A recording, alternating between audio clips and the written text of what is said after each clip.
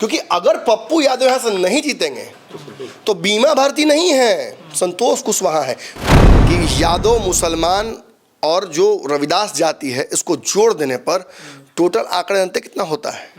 6.5-7 लाख के आसपास। 7 लाख विशुद्ध वोटर महागठबंधन के पास था जमुई में। वो अकेले घूम रहे थे और उनकी सभाएं कम हो रही थी। यहाँ तक कि अर्चना रविदास के कार्यक्रम में जो उनका नामांकन कार्यक्रम था उसमें कोई पहुंचा नहीं। कांग्रेस के गढ़ से आप राजद को लाते हैं, सवर्णों के बहुलता वाले क्षेत्र से आप ओबीसी को लाते हैं। आप कुशवाहा समाज को टिकट देकर एहसास कराना चाहते हैं खाली बस ऊपर में कि 25 में कुशवाहा हमको वोट देना, ये हमारा बेटा है, इसको टिकट देना, ये तुम्हारा ख्याल रखेगा।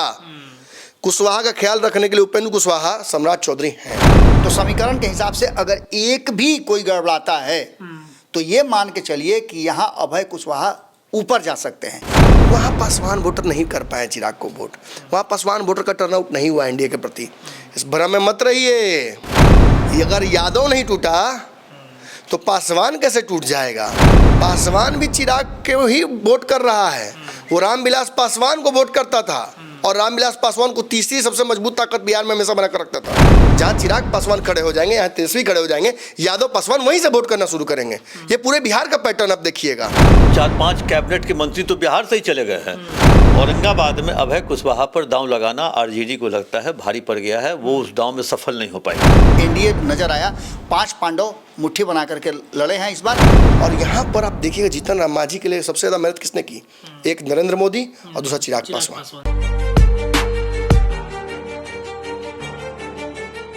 नमस्कार, पंचनामा देख रहे हैं आप, जहां पे हम करते हैं खबरों की चीड़फाड़। बिहार के लगभग 8 लोकसभा सीट पर आज चुनाव खत्म हो गया और 40 लोकसभा सीट पर ईवीएम में उनके उम्मीदवारों के जो भविष्य हैं वो कैद हो चुके हैं। 4 जून को ये ईवीएम खुलेगा और ये तय होगा कि कौन कहां का सांसद बन रहा है।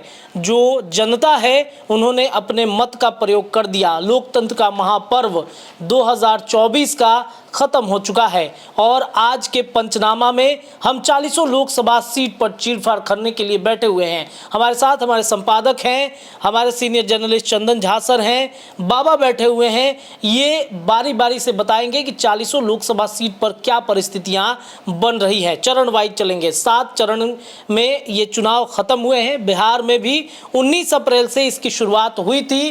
पहले चरण में 4 सीटें हैं, जिसमें 4 सीटों की अगर बातचीत की जाए तो पहला सीट गया, उसके बाद गया के बाद औरंगाबाद, नवादा और जमुई है। गया रिजर्व सीट है और जमुई जो है 40 लोकसभा सीट के सबसे अंतिम सीट है। और नरेंद्र मोदी ने इसी सीट से बिहार में अपनी चुनावी रैली की शुरुआत की थी। जमुई में चिराग पासवान के जीजा अरुण भारती थे, एलजेपी से अर्चना रविदास आरजेडी से थी। लेकिन अभी जिस लोकसभा सीट पर हम चीरफाड़ करेंगे वो है गया की सीट, जहां पर 19 अप्रैल को चुनाव हुआ था। जीतन राम मांझी एनडीए की तरफ से प्रत्याशी थे, हिंदुस्तानी आवाम मोर्चा से जो उनकी पार्टी है, और दूसरी तरफ कुमार सर्वजीत आरजेडी से थे। कौन किस पर भारी है 2024 में, लेकिन 19 की परिस्थितियां क्या थी? हमारे साथ senior journalist Chandan Jha sir मौजूद है, इनसे जानेंगे, फिर बाबा के पास चलेंगे, फिर अपने संपादक के पास चलते हैं। सर, गया की सीट जीतन राम मांझी और कुमार सर्वजीत के बीच टक्कर थी, तो दोनों के बीच जो टक्कर हुई है, क्या लग रहा है इस बार 19 के अपेक्षा? देखिए, मांझी हैं मुसहर जाति से और सर्वजीत हैं दलित से। और पिछली बार कहें तो दोनों मांझी में आप आमने सामने की लड़ाई हुई थी। विजय मांझी जेडीयू से थे और जीतन राम मांझी हम से थे, जिसमें जेडीयू की जीत हुई थी। उससे में जीत लगभग 1.5 लाख वोटों से ऊपर से हुई थी, 1,52,426। तो कहीं ना कहीं जीत काफ़ी लंबी थी, मार्जिन काफ़ी था। इस बार लेकिन बहुत ही निकटतम लड़ाई है, लेकिन उस लड़ाई को आसान कर दिया चिराग पासवान ने। चिराग पासवान जो 7% वोट के, जो अपने कैडर वोट के जो मालिक हैं, जो मतलब जो उनका बात मानता है, तो ऐसी स्थिति में अंतिम समय में चिराग पासवान वहाँ पहुंचकर एक तरह से पासवान के लिए कहें जो रामबाण साबित हुए, मतलब वो एक तरह से कहें डोज साबित हुए। तो एक तरह से कहें जो जमुई की सीट चिराग पासवान ने जीतन राम मांझी की तरफ मोड़ दिया। और साथ में जो बीजेपी का और कैडर वोट भी है उनके साथ जुड़ेगा। ईबीसी का भी है, ओबीसी का भी है, जो नीतीश कुमार का जो पचफोड़ना वोट है, फिर पासवान वोट आ गया, फिर इनका अपना मुसहर वोट है। और दलित जो सर्वजीत के पास है, वो उनका अपना वोट है यादव मुस्लिम के साथ, जो उनका अपना, क्योंकि उनके पिताजी भी पुराने वहाँ पे नेता रहे हैं, उनकी हत्या हुई थी। तो ऐसी स्थिति में वो पुराने मतलब कहें जो नेता के पुत्र हैं, और अभी 17 महीने की सरकार में वो कृषि मंत्री भी थे। तो कृषि मंत्री के नाते थोड़ा सा भोकाल टाइट रहता है, लोगों का जाना आना, वो काफिला, लोगों से मिलना जुलना। इस हिसाब से मांझी और सरबजीत के बीच में लड़ाई तो है, लेकिन मांझी अपर हैंड में अभी दिख रहे हैं, आगे चल रहे हैं। नरेंद्र मोदी की सभाएं अंत में यहाँ पे हुई थी जीतन राम मांझी के लिए। उन्होंने एक बात कहा था कि हम लड़ाई लड़ रहे हैं, मांझी जी को मत देखिए, आप नरेंद्र मोदी को देखिए। हाँ देखिए, ये हैं एनडीए के घटक दल। तो नरेंद्र मोदी जी की यही रहती है इच्छा, जो घटक दल से जो लोग जीत के आते हैं उनको एक सीट दिया जाए कैबिनेट में जी। तो ये मात्र एक लड़ रहे हैं। तो ऐसी स्थिति में अगर जीत जाते हैं तो गया के लोगों के लिए खुशनसीबी होगी, जो उनका जो प्रतिनिधि है वो केंद्र में कैबिनेट में। वैसे बिहार में अभी बहुत सारे मंत्रियों की घोषणा हो गई, जो जहां आ रहा था, अमित शाह ने उपेंद्र कुशवाहा को मंत्री बना दिया, जीतन राम मांझी बन गए। वहाँ पे नॉर्थ बिहार में कहें तो एक तरह से चिराग पासवान है ही मंत्री में, तो और वहाँ उजियारपुर के लिए अमित शाह बोल दिए इनको बड़ा पद देंगे। तो हमको लगता है 4-5 कैबिनेट के मंत्री तो बिहार से ही चले गए हैं। मतलब इस चुनाव प्रचार के दौरान बिहार में चुनाव है बहुत जल्दी विधानसभा का, तो मोदी जी तो हर जगह लड्डू बांटेंगे। रामकृपाल जी को लड्डू दे दिए, जब आवश्यकता पड़े वापस ले लिए। तो इसलिए कहें जो गया के पब्लिक ने या गया की जनता ने कहें जो एक तरह से अपने कैबिनेट मंत्री को वोट दिया है और अपर हैंड में है, मतलब ये अभी एज में है। और हम लोग को लगता है जो मांझी आगे निकल रहे हैं और निकल जाएंगे। तो ये बाबा से जानते हैं, जातिवार सूची अगर देखा जाए बाबा, तो क्या जीतन राम मांझी का जाति फैक्टर वहाँ पे गया में काम करेगा कुमार सर्वजीत की अपेक्षा? बिल्कुल आप सही कह रहे हैं रत्नेश। जो हम देख रहे हैं, जो रिकॉर्ड है वो 25 वर्षों से लगातार वहाँ मांझी का कब्जा है। इसके साथ साथ अगर हम आंकड़ों की बात करें तो एससी जो हैं वहाँ 2.5 लाख से अधिक हैं। दैट मीन्स कि यहाँ पर उनका एक फैसला होता है। दूसरा सबसे महत्वपूर्ण बात ये होता है कि इन सारी चीज़ों को लेकर के जब वहाँ आंकड़ों को हम ठीक करते हैं, तो आंकड़ों को ठीक करने में लगातार हम देख रहे हैं कि 2 बार जिस तरह से जीतन राम मांझी वहाँ चुनाव लड़े हैं और हारे हैं, इस बार तीसरी बार, जैसा कि संपादक नमन मिश्रा जी कहते हैं कि 3 उड़ाए तितिर होता है। यानी इस बार जो परिस्थितियां बनी है, और चिराग पासवान फैक्टर को आप जैसा कि बता रहे थे चंदन जी, उसको आप इग्नोर नहीं कर सकते हैं। लालू प्रसाद ने जो यहाँ आंकड़ा सेट किया था कुमार सर्वजीत को उतार करके, वही आंकड़ा था कि यहाँ पासवान वोटर और मांझी वोटर में के बीच में लड़ाई है। अब तक मांझी बनाम मांझी होता था, लेकिन पहली बार उसको चेंज करके और यादव और मुस्लिम के वोटों को अपने तरफ आकृष्ट करके यहाँ एक बड़ा डैमेज करने के लिए एनडीए को तैयारी शुरू हुई थी। लेकिन जीतन राम मांझी उम्र के पड़ाव पर हैं, वहाँ के लोगों की सिंपैथी हो गई। शुरुआत में आपको याद होगा जब आप लोग गए थे तो कितना विरोध हो रहा था, बिल्कुल जबरदस्त विरोध हो रहा था। उस विरोध को, और कहीं ना कहीं विजय मांझी ने जिस तरह से ये कहा कि मुझे अब नहीं लड़ना है चुनाव, आप मांझी जी को वोट दे दीजिए, किसी तरह का उन्होंने कोई दिक्कत नहीं किया, क्योंकि सीट ये ले करके दी गई थी किसी से। तो इन सारी परिस्थितियों को जोड़ करके देखें। और दूसरा, जीतन राम मांझी के पुत्र संतोष सुमन और उनकी टीम जिस तरह से काम की, वो भी एक फैक्टर जरूर नजर आया। लेकिन सबसे बड़ा फैक्टर जो हुआ वो नरेंद्र मोदी और नरेंद्र मोदी के हनुमान चिराग पासवान, इन दोनों ने काफ़ी अंतर पैदा किया। और सारी लड़ाइयों को भूल करके जो अपने भी पहुंचे नीतीश कुमार, वो सब मिला जुला करके जो एनडीए नजर आया, 5 पांडव मुट्ठी बना करके लड़े हैं इस बार। इसलिए जो 4 सीटों का पहला चरण था, उसमें से पहला सीट गया, जो रिजर्व सीट है, वो मांझी की तरफ जाता हुआ दिखाई दे रहा है। सर, जीतन राम मांझी, नीतीश कुमार ने कभी विधानसभा के अंदर 3-4 महीने पहले की बात है, जब उन पर कई टिप्पणियां कसी थी, लोग खूब मतलब ये कहते कि एक दलित जिस तरीके से अपमान हुआ है सदन में, वही जीतन राम मांझी का मोदी जी ने कहा था कि रामकृपाल थे, रामकृपाल को इज्जत दी गई, हमारे साथ आए। नीतीश कुमार ने रामकृपाल जी को भी ठगने की कोशिश की, मांझी जी को भी ठगा उन्होंने, अपमानित किया। देखिए ये सब चीज़ें है, हिस्ट्री, सब भूल जाते हैं लोग। राजनीति में कुर्सी सबसे महत्वपूर्ण होती है। कल नीतीश जी की कुर्सी फंसेगी, आज मोदी जी की फंसी हुई है। मांझी जी तो हार ही रहे थे 2 बार से। मांझी जी भी एक सीट लेकर क्यों रह गए हम में, और क्यों नमन मिश्रा ये बात बार बार कह रहा था कि एक सीट नहीं भी मिलेगा तो इधर ही रहेंगे। अपने पुत्र का भविष्य देख रहे हैं, इधर आए हैं, सांसद बन जाएंगे। तो एक 2 बार से ट्राई कर रहे थे ना विपक्ष में बैठकर, ये बात तो साथ भी थे तो हार गए थे। तो इस बार मौका है, इस बार वो जीत जाएंगे। लेकिन उनके सामने सर्वजीत जो आए, ये पासवान समाज से थे। और देखिए यहाँ इस पूरे चुनाव में एक भ्रम है लोगों को, लोग मान के चल रहे हैं यादव जीतता जाएगा कहीं, मुसलमान जाएगा कहीं, भूमिहार ब्राह्मण राजपूत कहीं जाके वोट करेगा क्या, कुर्मी कुशवाहा नीति से छटकेगा क्या। और जब चिराग की बात आती है तो कहते हैं वहाँ पासवान वोटर नहीं कर पाए चिराग को वोट, वहाँ पासवान वोटर का टर्नआउट नहीं हुआ एनडीए के प्रति। इस भ्रम में मत रहिए, मैं खुल के कह रहा हूँ, अगर यादव नहीं टूटा तो पासवान कैसे टूट जाएगा। पासवान भी चिराग के ही वोट कर रहा है, वो रामविलास पासवान को वोट करता था और रामविलास पासवान को तीसरी सबसे मजबूत ताकत बिहार में हमेशा बनाकर रखता था। नहीं होते रामविलास पासवान तीसरी ताकत तो लालू और नीतीश और भाजपा तीनों जगह देती क्या, कांग्रेस अपने साथ लेके घूमती क्या।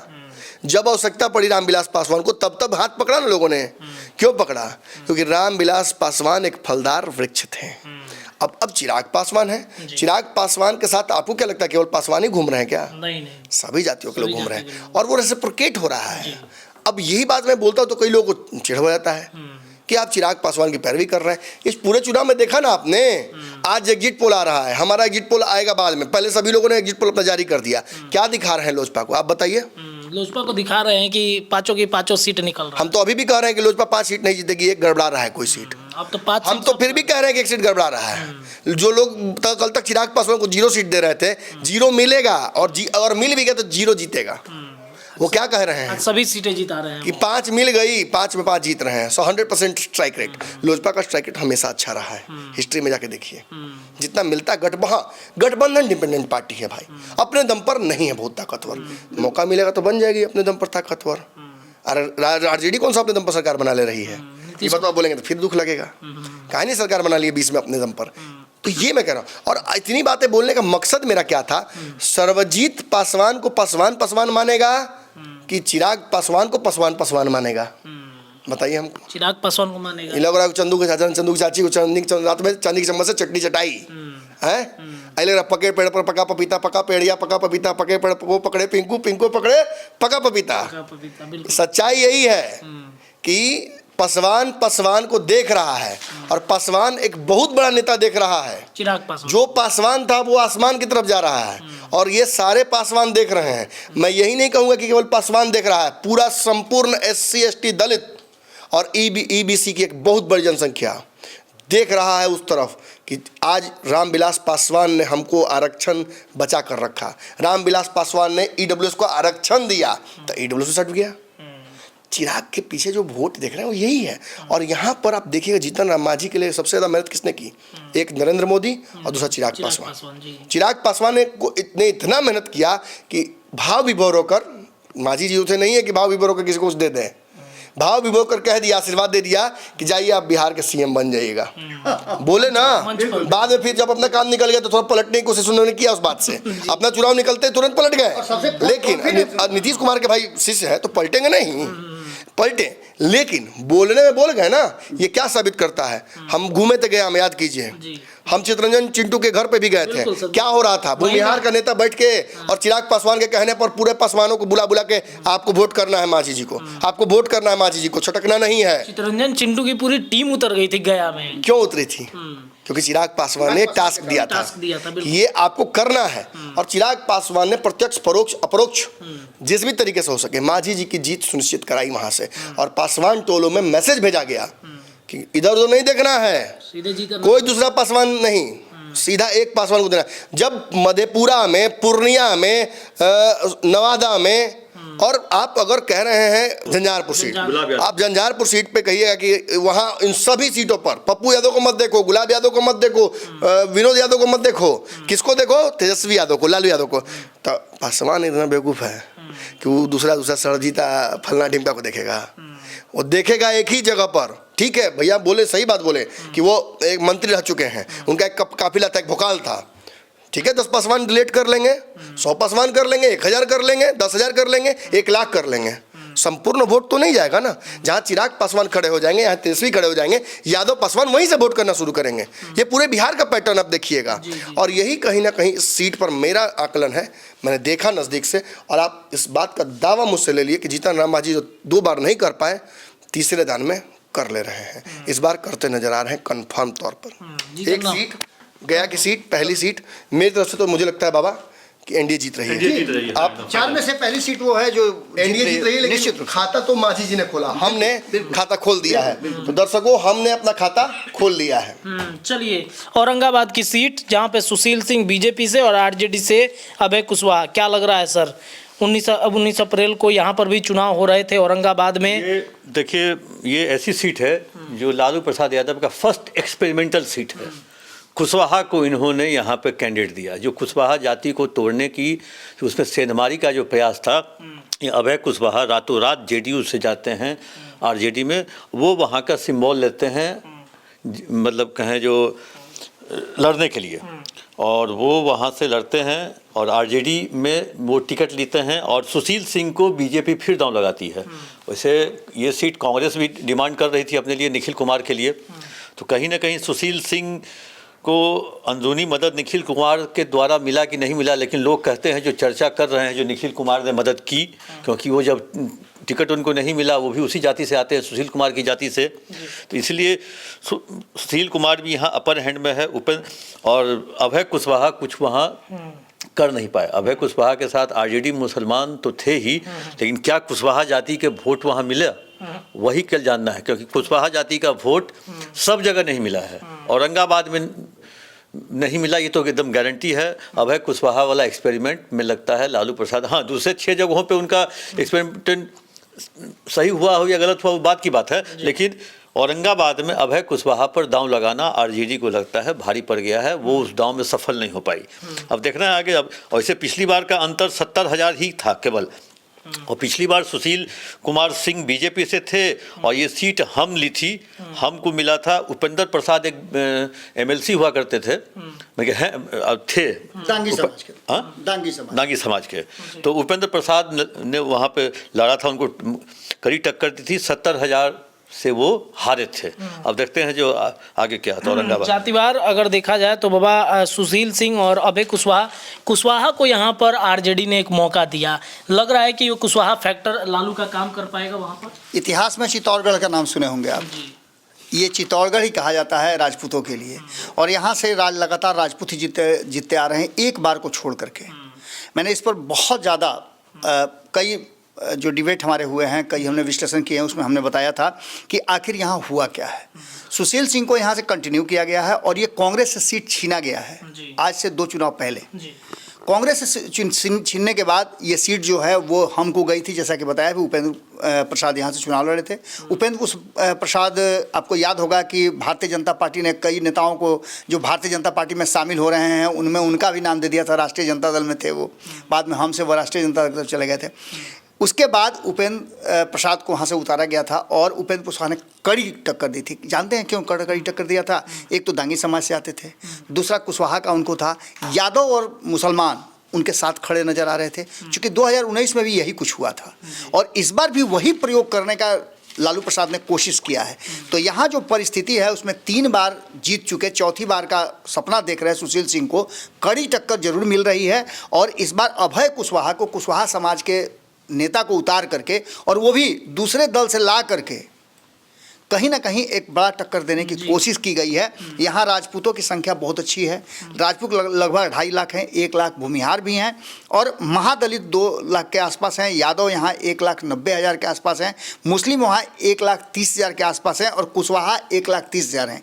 यानी कि अगर समीकरण के हिसाब से आप देखते हैं तो समीकरण के हिसाब से अगर एक भी कोई गड़बड़ाता है तो ये मान के चलिए कि यहाँ अभय कुशवाहा ऊपर जा सकते हैं। लेकिन जो परिस्थितियां हैं उसमें भूमिहार समाज और राजपूत समाज मजबूरी है उनकी कि इधर शिफ्ट करना, और साथ में राजपूत समाज जो विरोध कर रहा था, जो कांग्रेस के लोग विरोध कर रहे थे कि हमको नहीं मिला तो हम विरोध करेंगे, वो सारे लोगों ने मूक समर्थन कहीं ना कहीं सुशील सिंह को दे दिया है। क्योंकि यदि राजपूतों का यहाँ से गढ़ समाप्त हुआ तो मामला टाँ फिस, और फिर इस सीट को अपने पास करना, चूँकि एक बार हो चुका है ऑलरेडी, तो इस सीट को अपने पास कब्जे में लाना बहुत मुश्किल हो जाएगा। कुशवाहा कार्ड हमने देखा है सर, बहुत आरजेडी खेलना चाहा है इस बार।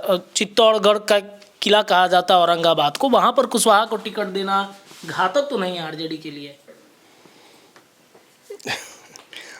बोलूँगा तो विवाद हो जाएगा, लेकिन मैं फिर भी बोलूँगा। लालू यादव ने ये कहा, या तो मेरा बेटा ही रोटी खाएगा या ये रोटी नाली में जाएगा। तीसरे को नहीं दूंगा। कुशवाहा ठीक है, आपने बहुत अच्छी दाव की। लालू यादव 2 खेल किया औरंगाबाद में। एक, कांग्रेस का एक गढ़ हुआ करता था, कांग्रेस से सीट छीन ली।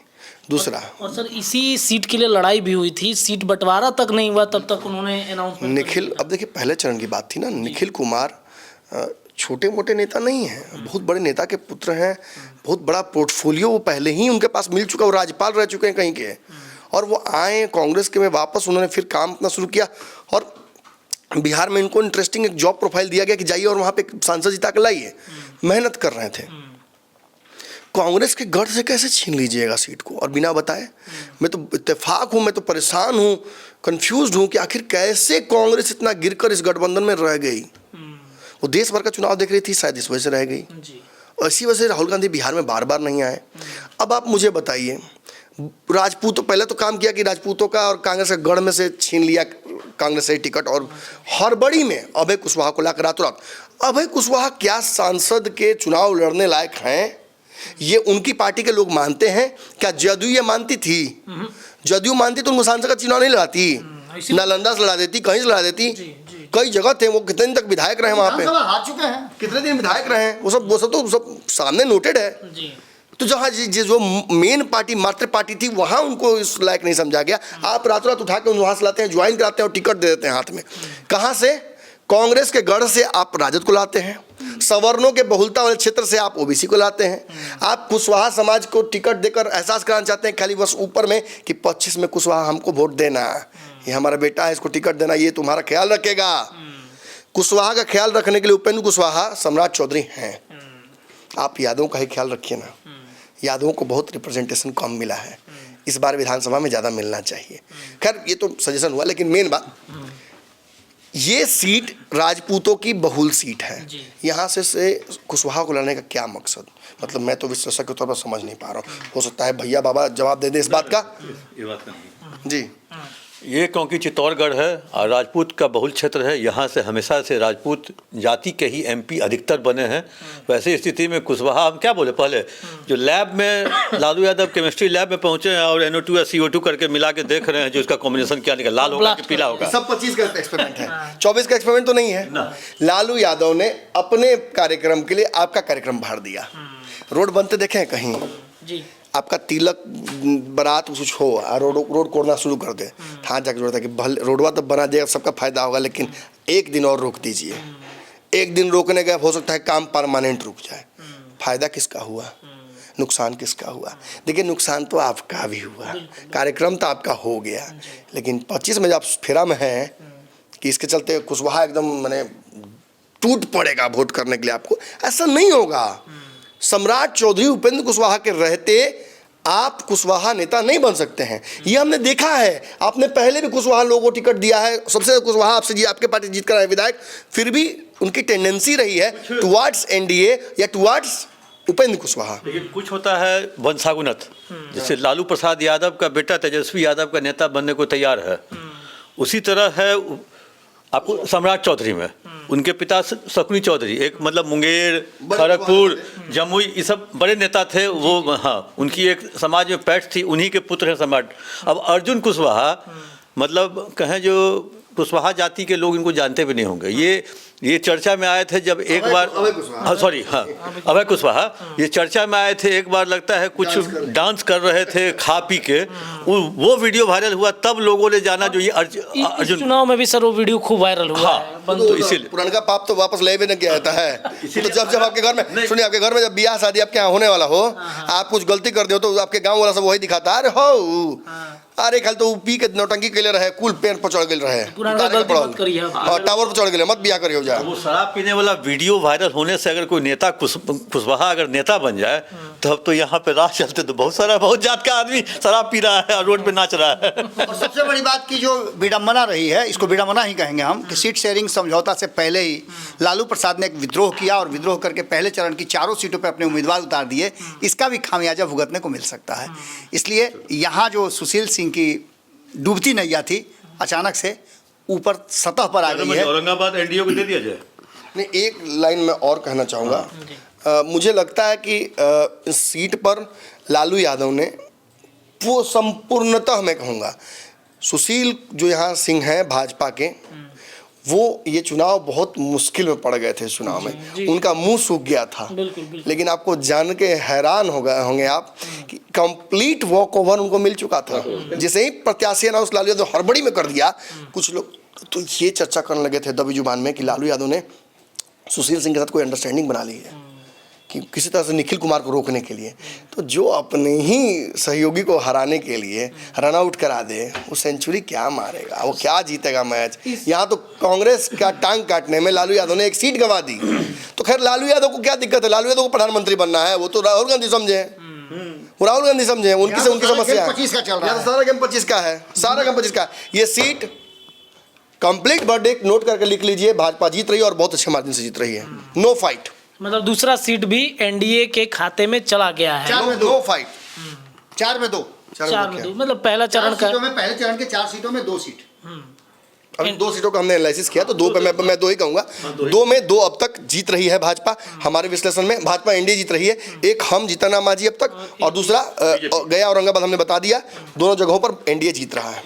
चौथे चरण के तीसरे सीट नवादा के तरफ हम बढ़ते हैं। नवादा में विवेक ठाकुर और श्रवण कुशवाहा के बीच कड़ा मुकाबला था, लेकिन यहाँ पर निर्दलीय प्रत्याशी गुंजन सिंह भी एक बड़े फैक्टर थे।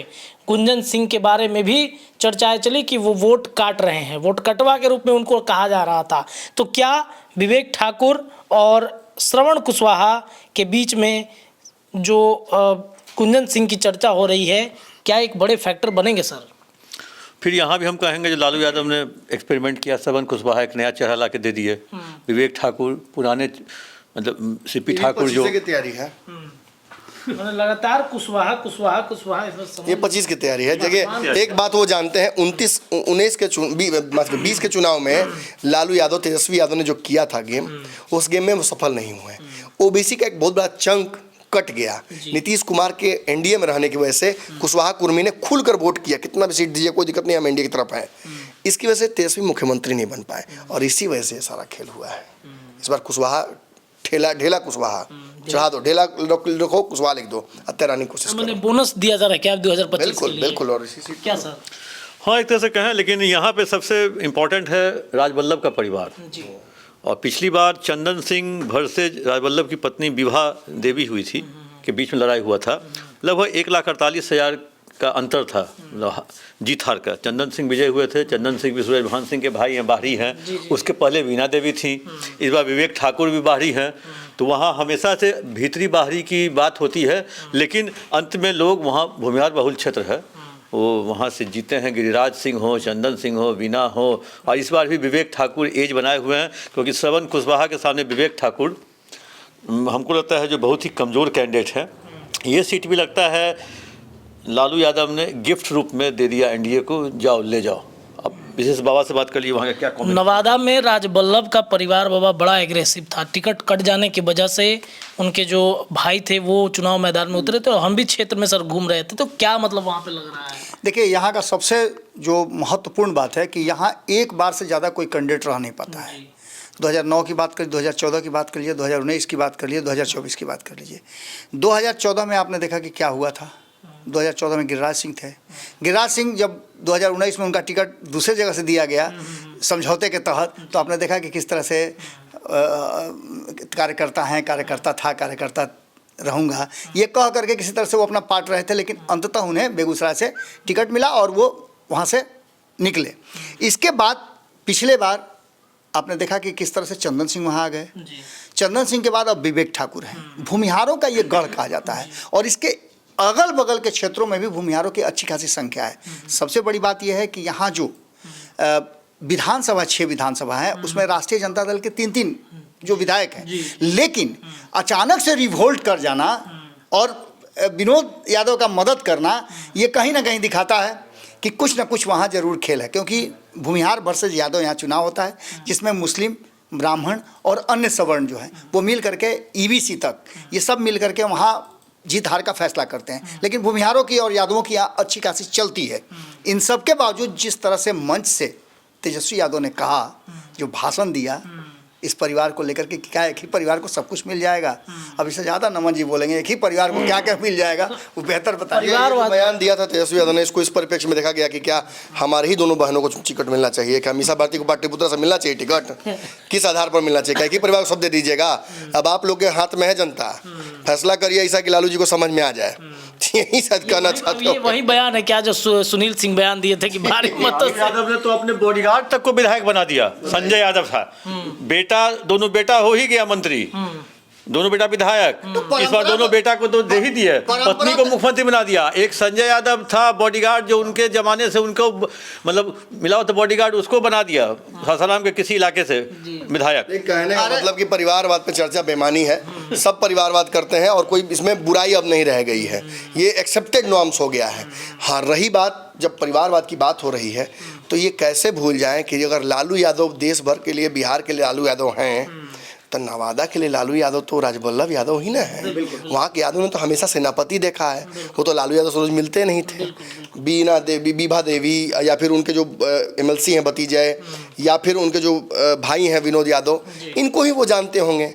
यहाँ एक एक्सपेरिमेंट के तौर पर कुशवाहा को टिकट देकर कुशवाहा को गोलबंद करने की कोशिश की गई, लेकिन traditionally this has always been an NDA oriented seat. यहाँ पर जब बाहरी आकर जीत जाते हैं चंदन सिंह, तो आप कैसे एक्सपेक्ट कर लेते हैं कि यहाँ NDA के खिलाफ कोई वोट जाएगा? लेकिन बची खुची कसर देखिए, चूंकि विरोध हो रहा था, मुझसे बात करते हुए खुद ये बात कही थी चिराग पासवान जी ने कि ये सीट इसलिए भी हमारे पक्ष में नहीं आ पाएगी क्योंकि यहाँ पे स्थानीय प्रत्याशी और बाहरी का बड़ा ज़बरदस्त लड़ाई है, और स्थानीय प्रत्याशी के तौर पर फिर विवाद उत्पन्न हो जा रहा है।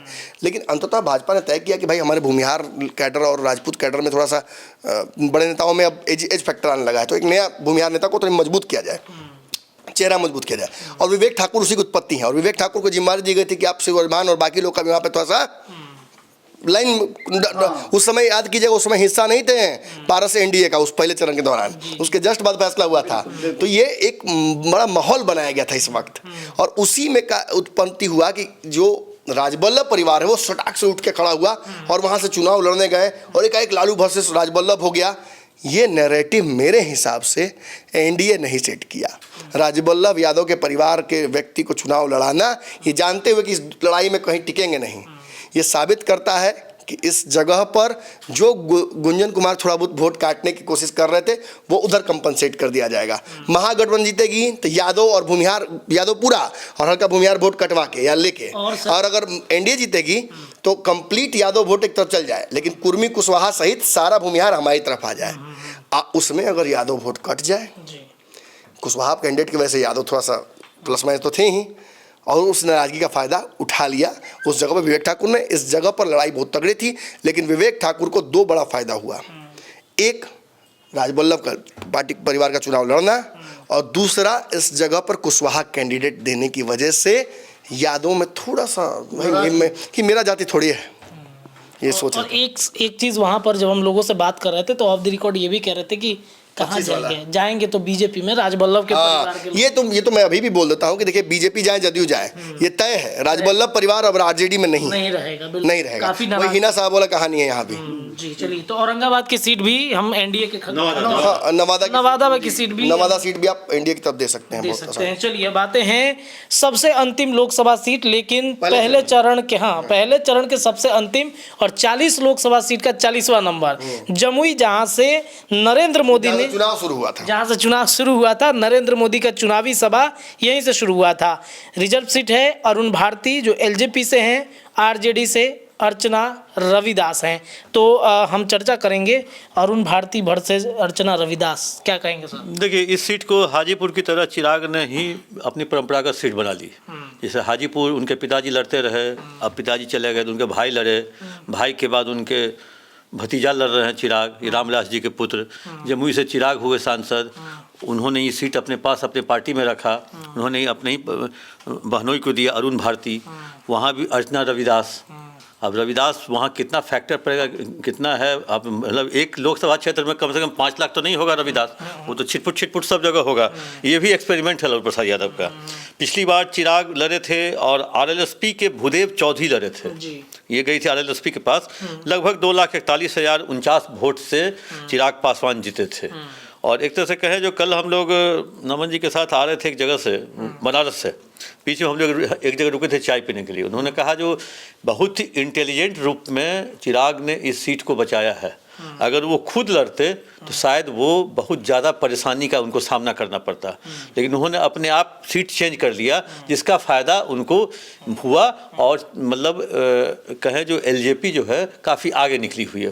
नमन जी से भी थे उस समय, तो उन्होंने कहा जो हाँ ये बात आप सही कह रहे हैं। जातीय फैक्टर देखा जाए बाबा तो जो अर्चना रविदास हैं उनके पति यादव समाज से आते हैं, तो ये क्या सोच के वहां पर लालू प्रसाद यादव ने गेम सेट किया कि भाई पासवान या फिर जो चिराग पासवान के जीजा हैं उनको टक्कर अर्चना रविदास दे सकती हैं? देखिए ये पूरा का पूरा जो सीट था ना, उसमें समीकरण मैंने जोड़ने की, जैसा कि चंदन जी ने बताया, भी एक प्रसंग भी इन्होंने बताया कि लोग इस बात को कह रहे थे कि चिराग ने अपनी सीट को बचा लिया है। चिराग ने जमुई को ये एहसास कराया है, जमुई के लोगों को, कि आप एक नहीं दो सांसद चुन रहे हैं। बिल्कुल बिल्कुल। एक मैं तो हूँ ही आपके साथ, लेकिन आप इनको अगर जिताते हैं तो ये काम करेंगे और हम इनसे काम करवाएंगे। ये एक फैक्टर हो गया। दूसरा सबसे महत्वपूर्ण बात जो इसमें आई थी उसमें था कि ये हैं कौन। अब ये हैं कौन में अगर चलते हैं तो इनकी माँ ऑलरेडी विधायक रह चुकी हैं, इनका परिवार दोनों तरफ से देख लीजिए, रामविलास पासवान के दामाद हैं, चिराग पासवान के जीजा हैं, जीजा साला का रिश्ता है इन लोगों का। इस पूरी कहानी में एक कहानी जो सबसे महत्वपूर्ण है वो ये है कि जमुई सीट जितना ज़्यादा टसन में चल रहा था और अर्चना रविदास जिस तरह से दे रही थी, आपने बताया भी कि उनके जातीय समीकरण को जोड़ने की कोशिश की गई थी और लालू प्रसाद इसमें माहिर माने जाते हैं जातीय गुना भाग को लगाने में। सबसे बड़ी बात कि जो चुनाव प्रचार चल रहा था और तेजस्वी यादव के मंच के ठीक नीचे जिस तरह से चिराग पासवान की माता जी को अपशब्द कहे गए, गाली दी गई, एक तरह से ये कह सकते हैं, उसने पूरे चुनाव को बदल दिया। और ये यहीं सिर्फ प्रभावी नहीं हुआ, ठीक 48 घंटा बिल्कुल ये यहीं प्रभावी नहीं हुआ, बाकी के जो पहले चरण के 4 सीट थे कहीं ना कहीं उस पर भी असर डाला और इसको पूरी तरह से चिराग पासवान इस पर केस मुकदमा भी हुआ है। तो निश्चित रूप से ये बात मान के चलिए आप, और इन सारी बातों को लेकर के इस पर रिएक्ट नहीं करना तेजस्वी यादव का, ये भी एक बड़ा फैक्टर था। तो इस सीट पर आप ये मान के चलिए कि जमुई में जो सीट कहा जा रहा है कि 50-50 कहा जा रहा था, वो 51 और 49 का चल रहा है। चलिए, जमुई की सीट पर सर हम लोग भी वहाँ पर मौजूद थे, चिराग पासवान के जीजा अरुण भारती और अर्चना रविदास, और जिस वीडियो की वो चर्चा कर रहे हैं तो उसमें तेजस्वी कहते हैं कि भाई मंच के नीचे कौन क्या बोलता है वो थोड़ी हम सुनते हैं। नहीं, सुनना चाहिए। आप बड़े नेता बनना चाहते हैं तो आपको इंक्लूसिव होना होगा। बार बार जब तेजस्वी और भाजपा में खटपट होता है, चिराग और भाजपा में खटपट होता है, तो आप उन्हें अपना भाई मान लेते हैं, बड़ा भाई, उन्हें बुलाने लगते हैं। और जब वो भाजपा के साथ चले जाते हैं तो आपका भाई नहीं रहे क्या? भाई तो रहेंगे ना, रिश्ता तो हमेशा करार रहेगा। और वो ये चीज़ें कहीं ना कहीं डिस्टर्ब करती हैं व्यक्तिगत रिश्तों को। मुझे कोई डाउट नहीं कि आज भी दोनों भाई जैसे ही हैं, लेकिन एक खटास हो गया है कि भाई चिराग पासवान को राजद कार्यकर्ता गाली देते हैं भरे मंच से और उस पर एक्शन नहीं लेते हैं तेजस्वी यादव। ये बड़ा एक फैक्टर हो जाता है। खैर मैं इसमें नहीं जाऊँगा, इससे कुछ बड़ा वोट बैंक जरूर डिस्टर्ब हुआ होगा, लेकिन अर्चना रविदास जमुई में कितना मजबूत हो सकती थी, इस बात का अंदाजा आप इस चीज़ से लगाइए कि यादव मुसलमान और जो रविदास जाति है इसको जोड़ देने पर टोटल आंकड़े जानते कितना होता है? 6.5-7 लाख के आसपास। 7 लाख विशुद्ध वोटर महागठबंधन के पास था जमुई में। 7 लाख वोट अगर ले आते हैं, उसका कुछ हिस्सा ही लेके आते हैं, 4 लाख 4.5 लाख, तो बड़ा उपलब्धि होता है। इसके बाद कुछ और जातियों में सेंधमारी करते हैं। अरे वहाँ तो सुमित सिंह के वजह से भी थोड़ा सा राजपूत डामाडोल थे, लेकिन चिराग पासवान ने एक टिकट देकर अशोक चौधरी को जदयू से जो रिश्ता स्थापित किया, उसकी वजह से, उस डिप्लोमेसी से क्या फायदा हुआ? तुरंत जदयू सपोर्ट में आ गई। चिराग पासवान ने एक और गेम खेला, जीजा को उतार दिया, ये जानते हुए कि चिराग पासवान के पहले थोड़ा एंटी इनकम्बेंसी थी, वहां से उन्होंने चेहरा बदलकर फायदा उठाया। जो चेहरा बदलने में भाजपा और जदयू नाकाम रही, चिराग पासवान ने किया। इसी वजह से चिराग का 5 में 5 दिखा रहा है सर्वे में। चिराग ने हर छोटे छोटे फैक्टर्स को नेगेट किया, सर्वे के रिपोर्ट को बहुत सीरियसली लिया। बाकी लोगों ने कहा कि ठीक है सर्वे आ रहा है, लेकिन क्या किया जाए, छोटा फिर बाहरी दे दो। अरे आज बाहरी देने की वजह से ही आप बक्सर में फंसे हुए हैं। नवादा में आपको तिगड़म लगाना पड़ गया, कई जगहों पर अभी भी आप पेच में फंसे हुए हैं। 100% स्ट्राइक रेट भाजपा का कहीं से नहीं दिखाया जा रहा किसी सर्वे में। हम भी मानते हैं भाजपा का 100% नहीं रहेगा। कहाँ 36+ भाजपा थी और कहाँ भाजपा आ गई है अब 30-32 की स्थिति में। उससे भी कम हो सकता है, कई लोग तो 28 दिखा रहे हैं, लेकिन मैं आपको अभी भी दावे के साथ कह रहा हूँ 30+ भाजपा का जो गठबंधन है वो बिहार में रहेगा। 32 से 36 के बीच में हमारा आकलन ये लगभग, हम जो यूनिवर्सली, चूंकि हम इस पर धीरे धीरे बढ़ेंगे, हम लिख रहे हैं एक करके कि किन सीटों पर किसको जिता रहे हैं हम, और अंततः आपको बताएंगे। इस सीट पर इतना बड़ा वोट शेयर होने के बावजूद भी महागठबंधन कमजोर इसलिए पड़ी क्योंकि अर्चना रविदास और फर्स्ट फेज में तेजस्वी यादव बहुत ही कमजोर लग रहे थे। जो उन्होंने नेगोशिएशन में लड़ाई लड़ी थी कांग्रेस के साथ, उस लड़ाई की वजह से कांग्रेस उनके साथ नहीं थी। अभी तय नहीं था, मुकेश सहनी के साथ आए नहीं थे पहले चरण में, वो अकेले घूम रहे थे और उनकी सभाएं कम हो रही थी। यहां तक कि अर्चना रविदास के कार्यक्रम में जो उनका नामांकन कार्यक्रम था उसमें कोई पहुंचा नहीं। क्या बात कर रहे हैं? आपके प्रत्याशी के नामांकन में वहां एनडीए में सारे दल पहुंचे हुए, सारा टॉप लीडर्स पहुंचे हुए हैं भाजपा के और बाकी दलों के, और आपके यहाँ कोई नहीं पहुंचता है। अकेले रोड पे घूम रही थी। तो क्या फायदा हुआ उसका? एक मैसेज गया और उस मैसेज का फायदा ये हुआ कि चिराग पासवान के कैंडिडेट, अब देखिए जमुई की चुनाव की बात मुझे याद आ रही है। मैं अकेला पत्रकार था जमुई से जीतते हुए उनके चिराग पासवान के जीजा को दिखा रहा था और बाती को, मुझे सब जगह से फोन आए थे, अरे आपका आकलन गड़बड़ा जाएगा, आप क्यों इतना हल्का बात कर रहे हैं। बोला मैंने कागज पर देख लिया है भाई, चुनाव पलट चुका है और बच्चे को उसे कसर उस गाली वाले प्रकरण ने कर दी। अंततः यहाँ से वो जीत गए और आज सभी जगहों पर आप देखिए यूनिवर्सली हर सर्वे में जमुई जीता हुआ दिखाया जा रहा है, जमुई जीता हुआ दिखाया जा रहा है, कहीं जमुई कमजोर नहीं दिखाई जा रही है। मतलब जमुई एक श्योर शॉट जीती हुई सीट लोजपा की है, ठप्पा लगा दीजिए। चलिए, जमुई भी एनडीए के खाते में आ गई है और पहले चरण के चारों सीटों पर एनडीए का कब्जा हो गया है। बढ़ते हैं अगले चरण की तरफ। दूसरा चरण है 26 अप्रैल को इन 5 सीटों पर चुनाव हुए थे, जिसमें किशनगंज, कटिहार, पूर्णिया, भागलपुर और बांका थी। किशनगंज की सीट मुजाहिद आलम जदयू से, कांग्रेस से मोहम्मद जावेद। क्या लग रहा है सर? इसमें पिछली बार का अंतर मात्र 34,000 था और लोकसभा चुनाव में 34,000 का अंतर बहुत मायने नहीं रखता है। बहुत ही क्लोज कॉन्टेस्ट था कांग्रेस और जेडीयू में। वैसे कांग्रेस जीत गई, मोहम्मद जावेद। इस बार फिर मोहम्मद जावेद को कांग्रेस ने प्रत्याशी बनाया और जेडीयू ने अपना प्रत्याशी बदला, महमूद अशरफ के जगह पे मुजाहिद आलम को दिया है। लेकिन ये कहें तो एक तरह से अल्पसंख्यक बहुत क्षेत्र है, लेकिन दोनों कैंडिडेट अल्पसंख्यक है, लेकिन एक के साथ जेडीयू का साथ बीजेपी का साथ है। के भी पार्टी के वहाँ पर हाँ, अख्तरुल इमाम प्रदेश अध्यक्ष हैं। हाँ, अख्तरुल इमाम, वो भी खड़े हैं वहाँ पर। तो वो भी खड़े हैं, तो वो तो कांग्रेस को डैमेज करेंगे वो दीदी, क्योंकि वहाँ तो एक ही वोटर है मात्र अल्पसंख्यक और दोनों कैंडिडेट वही हैं। लेकिन जेडीयू के साथ ये है जो वो बीजेपी से जुड़े हुए हैं तो कुछ अल्पसंख्यक उनसे दूरी बनाते हैं। लेकिन यहाँ की भी फाइट बहुत क्लोज है। लेकिन यहाँ हमको लगता है जो अभी तक का जो हमारे पास जानकारी है, जो कांग्रेस अभी अपर हैंड में है, क्योंकि जेडीयू से पर लोग ज़्यादा उतना एतबार नहीं करते हैं। वैसे कहने के लिए तो बीजेपी ने बहुत काम किया मुस्लिमों के लिए, 3 तलाक, धारा 370, बिहार में भी नीतीश कुमार ने कब्रिस्तान की घेराबंदी करवाई, मदरसों को सुदृढ़ किया, मदरसों में शिक्षकों की बहाली की, तो ऐसी स्थिति में मौलवी की बहाली की, तो ऐसी स्थिति में जेडीयू ने भी काम किया है। लेकिन हमको लगता है जो मतलब अल्पसंख्यक जो है, जो कांग्रेस और आरजेडी के जो है अल्पसंख्यक वोटर, वो अपना परंपरागत वोट जो है या जो उनके कैडर हैं उससे वो नहीं हटते हैं। इस हिसाब से कांग्रेस हमको अपर हैंड में लग रहा है विशेष बाबा से। बाबा ये बताइए कि पिछली बार 2019 के जो चुनाव थे यहीं वो सीट थी जहां पर एनडीए का खाता नहीं खुल पाया था। इस बार तो उन्होंने अपना प्रत्याशी भी बदल दिया है, मुजाहिद आलम। तो क्या लग रहा है यहाँ पे पतंग उड़ेगा या फिर कांग्रेस या जदयू यहाँ पर अपना तीर कमान? देखिए, आपने बिल्कुल सही कहा, यहाँ पतंग ही सबसे बड़ा फैक्टर बन गया है। कारण कि लड़ाई तो सीधी सीधी एनडीए वर्सेस इंडिया गठबंधन है, इसमें कोई दो राय नहीं है। मोहम्मद जावेद को लेकर के लोगों में बहुत सारी नाराज़गी थी। 5 साल के कार्यकाल में जो उन्होंने अपने क्षेत्र के लोगों को नज़रअंदाज किया था, ये सारी चीज़ें कहीं ना कहीं फैक्टर में बनी हुई थी।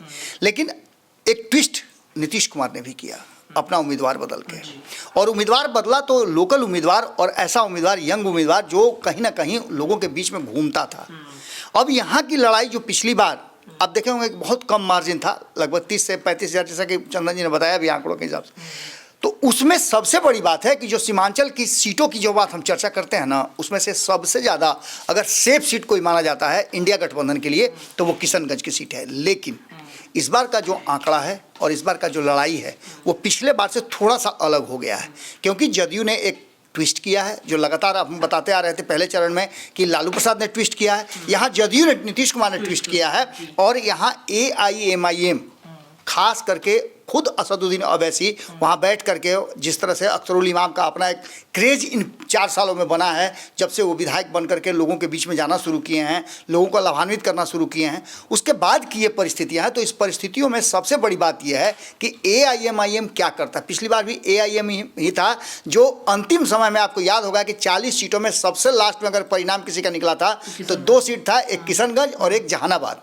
तो किशनगंज सबसे लास्ट में निकला था और किशनगंज में हार जीत का आंकड़ा आपको बता ही रहा है कि क्या वहाँ परिस्थितियाँ हैं। मुसलमान भी अब ये पुराने वाले मुसलमान नहीं हैं। हम कई बार आपसे चर्चाएं कर चुके हैं कि मुसलमान भी अब ये सोचना शुरू कर दिए हैं कि हमें अपने आप को कैसे बदलना है। बाकी विशेष तो नमन जी 3 तलाक, मदरसे की घेराबंदी, मदरसों में जो शिक्षक हैं उनकी बहाली, ये सब फैक्टर किशनगंज में काम नहीं करेगा। किशनगंज में 68% मुसलमान हैं। 68% मुसलमान बहुलता के साथ किशनगंज ही तय करता है कि महागठबंधन का खाता खुलना है कि नहीं खुलना है। किशनगंज एक सेफ कॉरिडोर है जहां से महागठबंधन अपनी शुरुआत करता है जीत की। दूसरे चरण में आते आते पहली सीट यही है जहां खाता खुल जाता है और मेरे हिसाब से यहाँ कांग्रेस जीत रही है। मुझे शक था, देखिए 68% अगर मुसलमान है तो 3 प्रत्याशी भी तो मुस्लिम हैं। 3 प्रत्याशी में एक मुस्लिम ओवैसी के प्रत्याशी हैं और वो उनके प्रदेश अध्यक्ष भी हैं, उनके विधायक भी हैं, बहुत मजबूत उनका भी वहाँ से विरासत है। और दूसरी तरफ जदयू ने भी दे दिया है वहाँ से प्रत्याशी NDA का मुस्लिम। तो ये मुस्लिम अगर डिवाइड हो जाते हैं थोड़ा थोड़ा भी, अब 68% मुस्लिम हैं, अगर 10% भी देते हैं ओवैसी को, 10% भी देते हैं जदयू को, तो बचता कितना है 48%। 48% के बाद बाकी जो हिंदू वोट है वो भारी पड़ जाएगा। लेकिन इस क्षेत्र में खास बात है, कांग्रेसी कल्चर की वजह से हिंदू जाति के धर्म के लोग भी कांग्रेस को वोट करते हैं। यहाँ महागठबंधन का भी वोट है, तो इस वजह से किशनगंज बड़ा सेफ हो जाता है। तो किशनगंज में कांग्रेस जीत रही है मेरे हिसाब से, यहाँ अब कोई लड़ाई रह नहीं गई है। चलिए, किशनगंज की एक सीट जिसमें दूसरे चरण में पहला ये सीट है जहाँ पे महागठबंधन का खाता जो है वो खुला है। कटिहार, दुलाल चंद गोस्वामी जदयू से हैं, कांग्रेस से तारिक अनवर हैं। पुराने वही कैंडिडेट को रिपीट कर दिया गया है। नीतीश कुमार पार्टी की तरफ से वही दोनों पुराने कैंडिडेट हैं और पिछली बार का हार का अंतर था 57,203, बहुत कोई ज़्यादा अंतर नहीं था। इसलिए और क्योंकि दुलाल चंद गोस्वामी में एक प्राइवेट मतलब क्या कहें, एक पर्सनल क्या है जो वो क्षेत्र में समय बहुत देते हैं और तारिक अनवर जो हैं उस क्षेत्र से गैप बहुत रहते हैं, दिल्ली ज़्यादा रहते हैं। दोनों में बेसिक अंतर यही है। और चुनाव में और जनता से अगर आपकी दूरी हो गई तो वैसे तो कहें तो पाटलिपुत्रा में रामकृपाल भी बहुत नज़दीक रहते हैं, लेकिन इस बार दूर जाते हुए दिख रहे हैं। लेकिन वो बात नहीं। लेकिन यहाँ पे कटिहार में दुलाल चंद गोस्वामी जो हैं वो हम लोग को लगता है जो फिर इस बार तारिक अनवर पे भारी पड़ रहे हैं, क्योंकि तारिक अनवर को क्या लड़ना है, जीतना है उसके लिए नहीं लड़ते हैं। पिछली बार का रिजल्ट क्या था सर? पिछली बार का रिजल्ट में 57,203 से तारिक अनवर हारे थे। 10,000 वोट से। हाँ, तो इसीलिए हमको लगता है केवल जीतने के लिए आते हैं, लड़ने के लिए आते हैं। हार जीत से मतलब नहीं, हार जीत से उनको मतलब नहीं है, फिर वो निकल जाते हैं। किसी और को टिकट ना मिले यहाँ से उनके वाला। मतलब सीट को छेकना है वो कहते हैं ना, जो याद होगा बस उसमें लोग। कांग्रेस का गढ़ है वो भी, वहाँ विधायक कांग्रेस के कई हैं, जिलाध्यक्ष मजबूत है, लेकिन फिर भी अब जब भी टिकट की बात आती है तो बाहर से आते हैं, टिकट ले लेते हैं। कई बार पार्टी छोड़ चुके हैं लेकिन टिकट उन्हीं को मिलता है। तो कांग्रेस की ये कमजोरी है जिसकी वजह से कटिहार कांग्रेस जीतना हमेशा के लिए भूल जाए। एक बात बाबा पहले जातीय समीकरण बता देते हैं, फिर जल्दी से मेरे तरफ आइए। देखिए यहाँ की जो स्थिति है 41% यहाँ मुस्लिम हैं, यादवों की संख्या 11%। सामान्य यादवों की संख्या मैं इसलिए बता रहा हूँ कि उसके पीछे भी एक ट्विस्ट है जो नमन जी बताएंगे। सामान्य जाति 11%, वैश्य यहाँ 16%, OBC EBC मिलाकर के 18% और शेड्यूल कास्ट यहाँ 6% है। सबसे बड़ी बात यह है कि दुलाल चंद गोस्वामी, बाकी तो नमन जी सब बताएंगे ही, दुलाल चंद गोस्वामी का इन 5 सालों में जो सबसे बड़ा काम रहा है वो ये रहा है कि वो जनता के बीच में रहे हैं। वो लोगों के बीच रहने वाले कल्चर के नेता हैं और डाउन टू अर्थ हैं, इसमें कोई दो राय नहीं है। पटना में उनको खोजिएगा तो नहीं मिलेंगे। वो दिल्ली से सीधे अगर आते हैं तो पटना उतरते हैं और यहाँ से सीधे अपनी गाड़ी पकड़ते हैं और कटिहार पहुँचते हैं। तो ऐसी स्थिति में लोगों के साथ उसके बाद भी उनकी और बहुत सारी विशेषताएं हैं, क्योंकि वहाँ जो हमारी टीम सीमांचल में लंबा समय दे रही थी कि कहीं ऐसा तो नहीं कि जो अमित शाह बोल करके गए हैं कि एक अलग से यूटी बनेगा, यूनियन टेरिटरी बनेगा, उसको लेकर के कहीं लोगों में कोई अलग फीलिंग तो नहीं है, इसलिए हमारी टीम ने वहाँ ज़्यादा मेहनत किया था। आप लोग सभी थे वहाँ, लगातार वहाँ पूर्णिया से लेकर के कटिहार, किशनगंज, अररिया, भागलपुर, इस सारे चीज़ों को आप जोड़ रहे थे।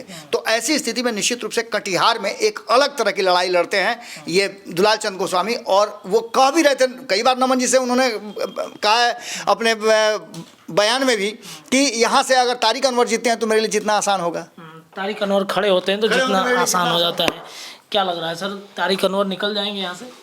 अमित शाह ने कहा नहीं था, अमित शाह हार जा रहे थे तो ये अंदाज़ा लगाया गया कि वो यहाँ यूनियन टेरिटरी बना सकते हैं, ये अंदाज़ा लगाया जा रहा था लोगों के द्वारा। बहुत आसान समीकरण है, polarisation reverse polarisation. Polarisation reverse polarisation तो एक समस्या है ही, वो तो होता है, लेकिन कटिहार में दुलाल चंद गोस्वामी के पक्ष में क्या क्या बातें जाती हैं, बाबा और चंद्र भैया ने बताया कि बहुत सुलभ है। सुलभ तो रामकृपाल जी भी हैं, लेकिन स्थिति गड़बड़ाई हुई है। उनके साथ क्या है, दुलाल चंद गोस्वामी जिस जाति से आते हैं उस जाति की एक्सेप्टेबिलिटी उस क्षेत्र में अच्छी है। उनकी शादी यादव परिवार में हुई है, यादव परिवार उनको अपना मानता है। मुसलमानों से उनका पुराना रिश्ता है, मोदी जी वाला रिश्ता नहीं, व्यक्तिगत रिश्ता। ये अकेले सांसद उस क्षेत्र के हैं जो सुरजापुरी भाषा बोलते हैं। सुरजापुरी भाषा कौन सी भाषा है?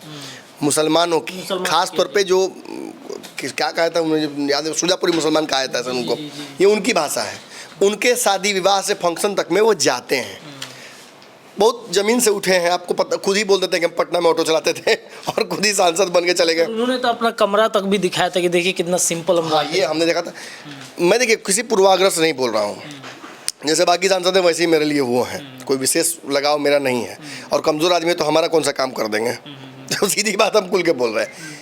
उनके साथ एक विशेष बात ये है कि वो उस क्षेत्र में जब सुलभ हैं तो लोग ऐसे ही नेता को देखते हैं। और जिस दिन उनको टिकट मिला था, उनके प्रति दुश्मन को, जिस दिन वहाँ से उनके विरोधी को टिकट मिला था, उस दिन आपको याद होगा उन्होंने क्या कहा था कि मेरी आधी जीत तो यही है कि यहाँ से कांग्रेस फिर से तारिक अनवर को टिकट दे दे। अगर किसी और को दे देगी तो थोड़ा मेरे लिए मुश्किल होगा, लेकिन जैसे ही तारिक अनवर को मिल जाएगा। और वो बड़ा कंफ्यूज थे, क्योंकि याद होगा आपको जिस वक्त हम पहली बार मिले थे, जो सीमांचल में मीट में मैंने उनका क्लास लगाया था खूब जमकर, पूर्णिया में, बहुत सस्ता से स्वीकार कर लिया था उन्होंने सारा जो मैंने बातें बोली थी उनके खिलाफ। उस वक्त नीतीश कुमार महागठबंधन में थे और महागठबंधन में रहने के दौरान उनको सबसे बड़ा दुख इस बात का था कि तारिक अनवर तो यहाँ से प्रत्याशी नहीं हो पाएंगे, प्रत्याशी बदल जाएगा तो थोड़ा मेरे लिए डिफिकल्ट हो सकता है। जैसे ही नीतीश कुमार इस तरफ आए उनके लिए वरदान हो गया। अब पार्टी देखिए, कांग्रेस भी ज़्यादा दूर नहीं देखी कि आसपास कोई प्रत्याशी है क्या, अच्छा तारिक अनवर चाहिए, दे देंगे उनको टिकट। जैसे ही उनको टिकट मिला ये लड़ाई एक तरफा हो गई। वहाँ कोई और फैक्टर काम नहीं कर रहा है। वहाँ के प्रभारी मंत्री अशोक चौधरी थे, अशोक चौधरी से भी मैंने बातचीत की, जो घूम रहे थे उस दौरान भी मेरी बहुत लंबी बातचीत हुई। हम घूमे भी थे उनके साथ में। एक छोटा सा विरोध हो रहा था, ABVP के कार्यकर्ता, कुछ बजरंग दल के कार्यकर्ता थोड़ा सा विरोध कर रहे थे, प्रत्याशी चाहते थे कि भाजपा को, उन्हें न्यूट्रलाइज उसी दिन कर दिया गया जदयू की तरफ से, कोई विवाद बचा नहीं। अशोक चौधरी ने बुला के टेबल टॉक कर लिया हम लोग, बिल्कुल समझा दिया गया और बची खुची बात भी वहीं समाप्त हो गई। तारिक अनवर के समानांतर जब दुलाल चंद गोस्वामी के लिए बहुत ज़्यादा आप नैरेटिव बनाने की कोशिश करते हैं तो ये उनके लिए घातक हो सकता था। वो आसानी से अंडर करंट में चुनाव जीत रहे थे। हाँ, एक बात मैं जाते थे जरूर कहना चाहूँगा, कटिहार वाली सीट पर बहुत सारे बहुत तथाकथित बड़े विश्लेषकों को भ्रम है। मैंने सुना है कुछ लोगों का विश्लेषण कि दुलाल चंद गोस्वामी हल्के हैं, छोटे हैं, कम अपने आप को आंकते हैं, खुद से सहज हैं, डाउन टू अर्थ है, इस वजह से चुनाव हार जाएंगे। क्यों? क्योंकि सुलभ है। क्यों? क्योंकि बहुत अपने आप को MP की तरफ भोकाल बना कर नहीं चलते हैं। एक गाड़ी से चलते हैं, उसमें भी कोई अंगरक्षक का कोई सब आदमी नहीं, अपने अकेले घूमते हैं। इस वजह से चुनाव हार जाएंगे। बहुत बड़ा विश्लेषक है बिहार के तथाकथित रूप से, और वो शर्त लगा रहे हैं कि हार जाएंगे।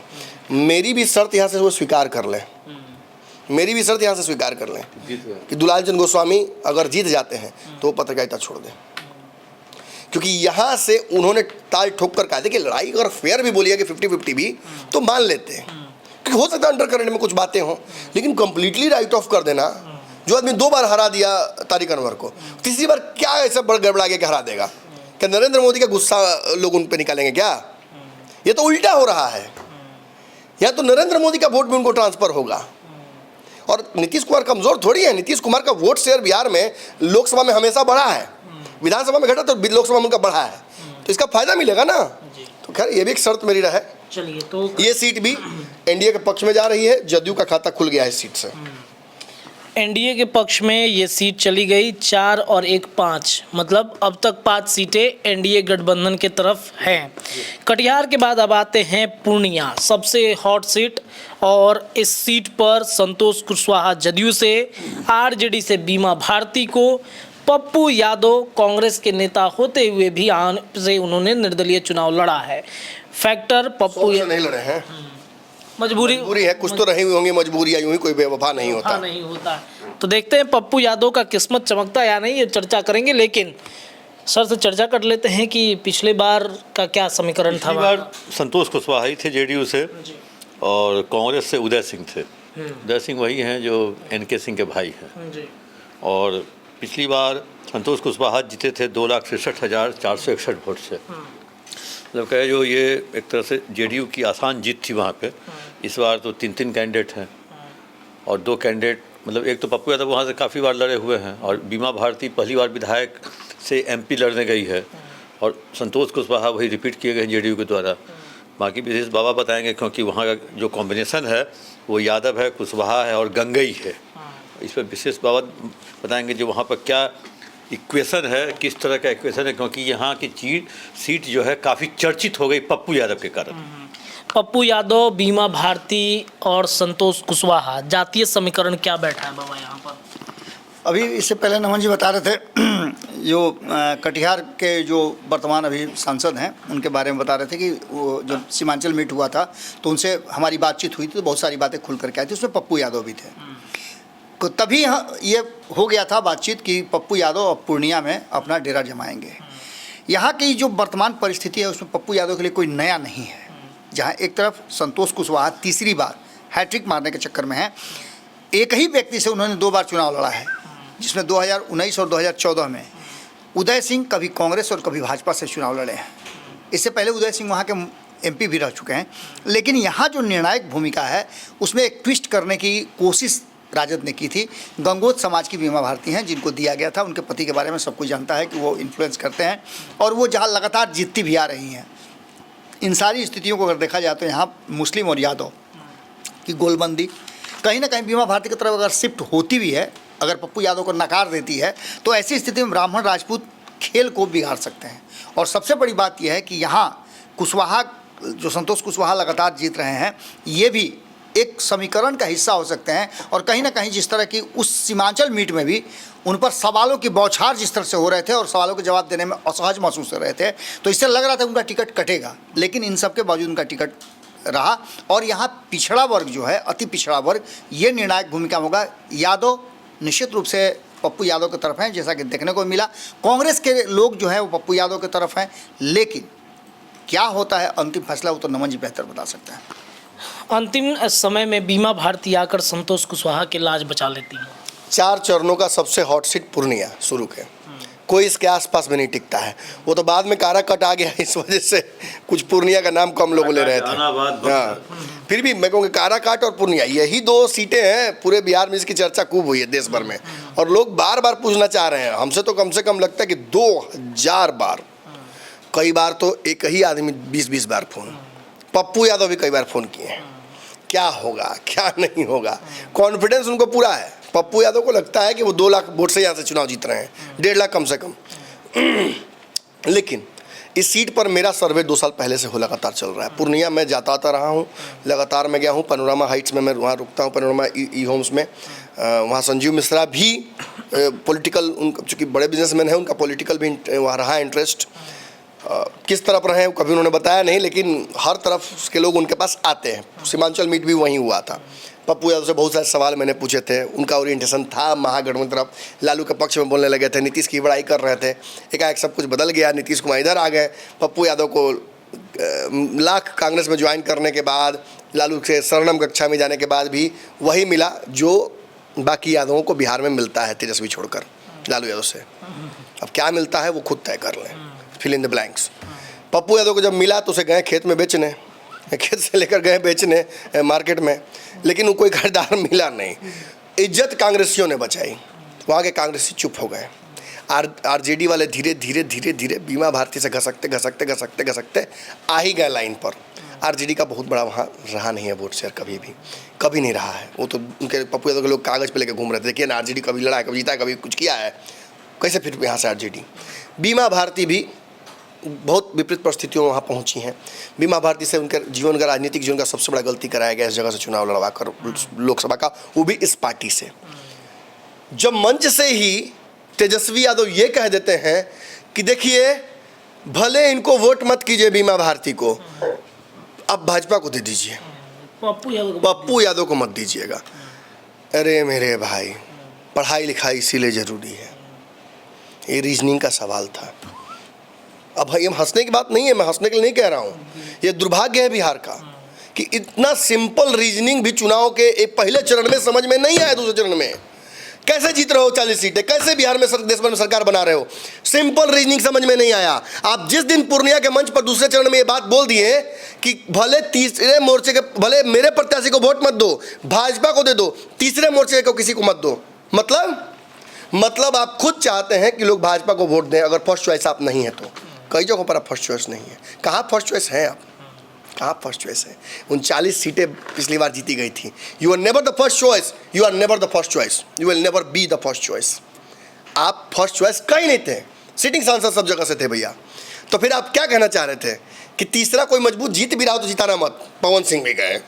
तीसरा कोई जीतना चाहता हो तो उसको जीतने मत दो, यहाँ से हिना साहब भी गई। तीसरा कोई मजबूत कितना हो उसको वोट मत दो, चलो बच्चा कुचा कसर जहानाबाद में भी खत्म, गुलाब यादव भी खत्म, नवादा खत्म, सुपौल खत्म। मतलब क्या, मतलब केवल भाजपा को जिताओ, यही ना। अरे एनालिसिस करने पे तो यही समझ में आता है। अब भी आँख खोल के सुनिए, समझिए। खैर छोड़िए उस बात को, पूर्णिया की बात खत्म करता हूँ। बीमा देवी कहानी खत्म, वहीं पे, वहीं दुकान बंद। बची कुछ लड़ाई थी। संतोष कुशवाहा जो कि मैंने सर्वे में किया था और मैंने कहा था 2 ही सीट बक्सर और वहाँ, मैंने कहा था कि नहीं जीतेगा एनडीए, कुछ भी हो जाए। संतोष कुशवाहा रेस में आ गए, बीमा देवी के कमजोर होने, भारतीय कमजोर होने की वजह से। संतोष कुशवाहा का हैट्रिक नहीं लगेगा ये मैंने दावे के साथ कह रहा था। मैंने 5 लाख का शर्त लगा लिया था एक आदमी से, और फिर मुझे शर्त वापस लेना पड़ जाए बदली परिस्थितियों में, क्योंकि अगर पप्पू यादव यहाँ से नहीं जीतेंगे तो बीमा भारती नहीं है, संतोष कुशवाहा है। देखिए एक बात मैं सिंपल बोल दूँ, अब इससे ज़्यादा बोलने से लंबा हो जाएगा विश्लेषण। पप्पू यादव जीतते हैं तो 50,000 प्लस वोट से जीतेंगे। अगर यहाँ पप्पू यादव को अलावा कोई और जीतता है जिसमें संतोष कुशवाहा ही जीतेंगे, तो वो 10 से 15,000 20,000 वोट जाते आते इसी मार्जिन में रहेंगे। ज़्यादा चांस है कि पप्पू यादव जीत रहे हैं। मेरी तरफ से आकलन अगर लीजिएगा तो मैं पप्पू यादव की तरफ इसे लिख रहा हूँ। बाकी इन दोनों लोगों से पूछ लीजिए कि वो किस तरफ इसको देना चाहते हैं। क्या पप्पू यादव जीतेंगे पूर्णिया से, फाइनल है? नहीं, हमको लगता है जो जेडीयू अभी ये बनाए हुए है बीमा भारती का जो वोट है वो चला गया है संतोष कुशवाहा को। अब पप्पू यादव का इंटैक्ट ठीक है, अपने यादव वोट के साथ रहे और अपने यादवों के वोट बैंक उनको मिला है। आरजेडी का वोट बैंक चला गया है पप्पू यादव के साथ, और एनडीए का जो वोट बैंक था वो संतोष कुशवाहा के साथ इंटैक्ट रहा है। अब वही देख रहे हैं। चलिए जल्दी से बताइए। हम अपने 40 सीटों का जो सर्वे बता रहे हैं, 40 सीटों का जो एग्जिट पोल बता रहे हैं, उस पोल में एक ये सीट है जो निश्चित रूप से कहीं ना कहीं 50-50 पर है, और यहाँ पप्पू यादव के जीतने के चांसेस ज़्यादा हैं। लेकिन परिस्थितियाँ क्या कहती हैं ये आगे देखना दिलचस्प होगा। चलिए आते हैं भागलपुर की सीट पर, जहाँ पर अजय मंडल बनाम अजीत शर्मा कांग्रेस के यहाँ पर विधायक, और ये अब चुनाव लोकसभा का लड़ रहे हैं अजय मंडल। और इस सीट पर भी कई तरह की चर्चाएं हो रही थी, लेकिन पिछली बार का क्या आंकड़ा रहा है संक्षेप में हम बता देते हैं। पिछली बार अजय मंडल ही जेडीयू से थे और ये सीट पिछली बार आरजेडी के पास थी। शैलेश कुमार और बुलो मंडल लड़े थे और वो लगभग हारे थे 2,77,630 वोट से। देखते से कहें जो ये अजय मंडल को ही जेडीयू ने उतारा है। गंगई समाज का वहाँ ज़्यादा वोट है। अजीत शर्मा एक नए एक्सपेरिमेंट हैं। अजीत शर्मा वहाँ के विधायक हैं भागलपुर टाउन के। कांग्रेस ने इसलिए उतारा जो शायद ब्राह्मण भूमिहार वोट उनको मिल जाए और मुस्लिम वोट, लेकिन मुस्लिम वोट वहाँ इनको मिलने नहीं गया क्योंकि मुस्लिम जेडीयू के साथ शिफ्ट हो गया है।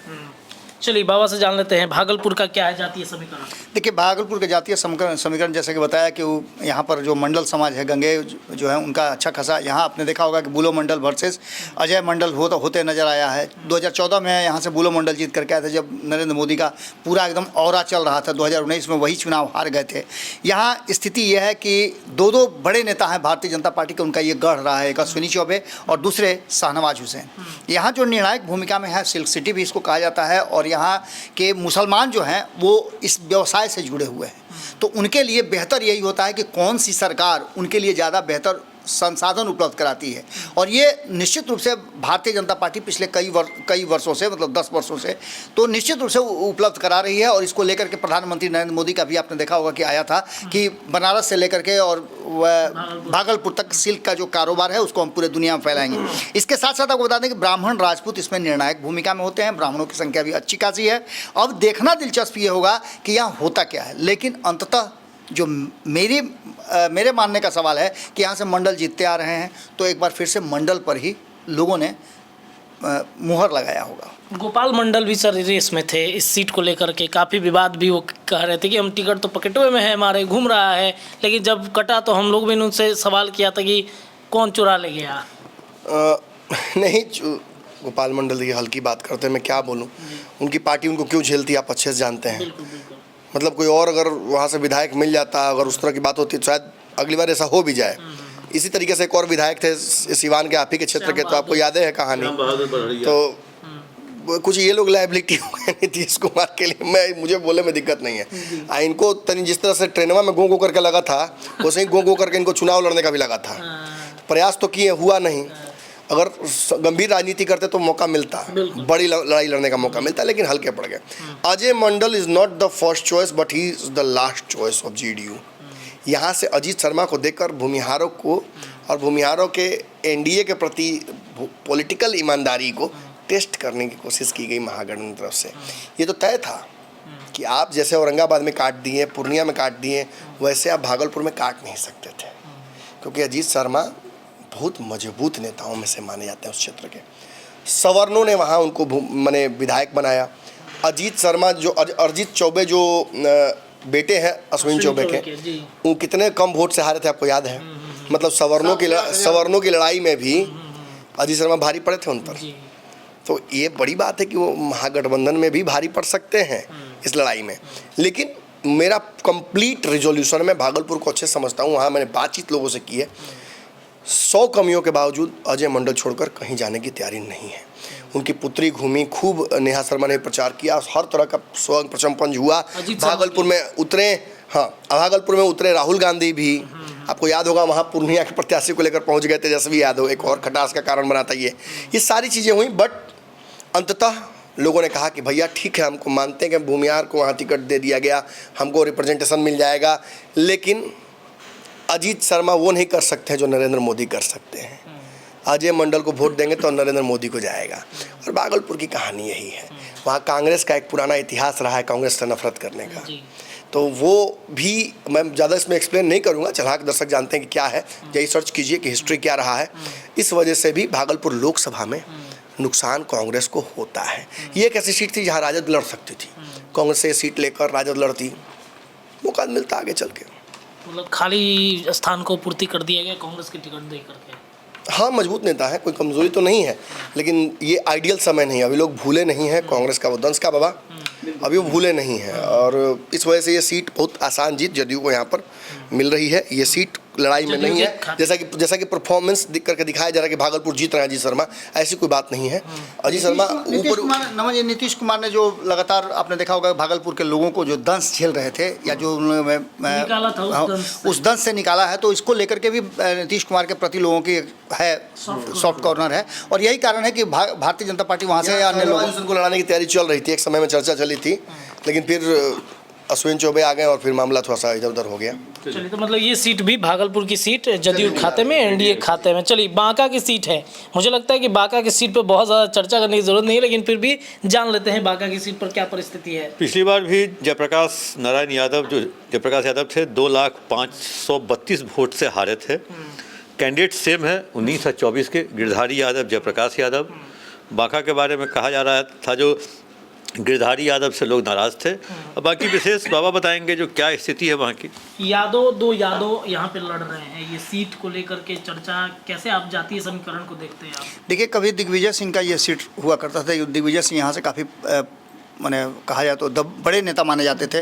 उनकी पत्नी भी निर्दलीय यहाँ से चुनाव लड़ी थी, पुतुल कुमारी, जिनको टिकट मिलना चाहिए था लेकिन नहीं मिल पाया था।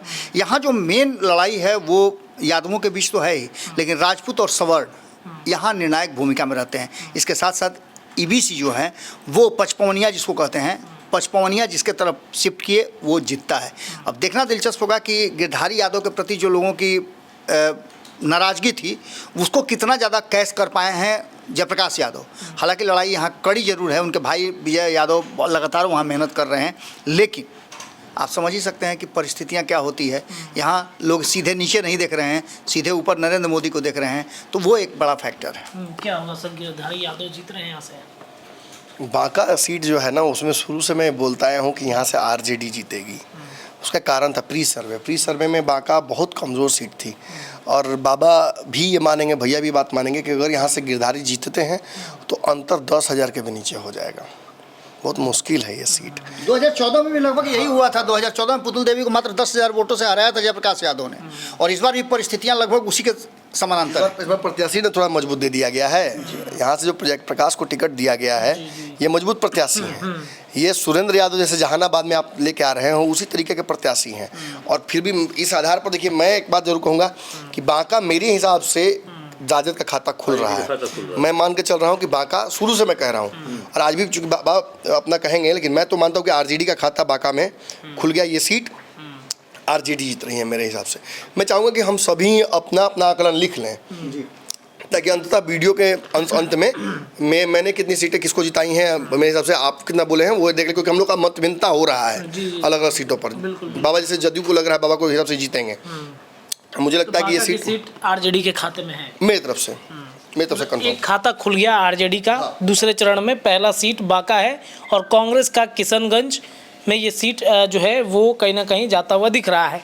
चलिए, अब ये 2 चरणों के जो सीट है उस पर हमने चर्चा कर ली है ना। ये 2 चरणों के एग्जिट पोल्स को हम अभी दर्शकों को दे देते हैं, क्योंकि बहुत लेट हो रहा है। पार्ट 1 ऑफ दिस वीडियो ये हम दर्शकों को दे देते हैं, फिर हम पार्ट 2 में आते हैं, और पार्ट 3 में फिर हम चौथे 5वें चरण के बाद की बात करेंगे। ठीक है ना? ये दोनों वीडियोस को हम पहले दे देते हैं दर्शकों। चलिए, देखिए, पहला और दूसरा चरण का एग्जिट पोल आप सभी दर्शकों के सामने हम पब्लिश करेंगे। उसके बाद बाकी के जो चरण बचे हैं, जो 5 चरण बचेंगे, उस एक एक करके हम सभी चरणों का अपलोड करेंगे। लेकिन ये 2 चरण आप जान लीजिए, काफ़ी गहन एनालिसिस हुआ है, तो इसको देखना भी आप सभी दर्शकों की सबसे महत्वपूर्ण प्रायोरिटी होनी चाहिए। फिलहाल इस वीडियो को आप देखिए, लेकिन अगला थोड़ी ही देर बाद आप सभी दर्शकों के सामने होगा। तब तक के लिए धन्यवाद।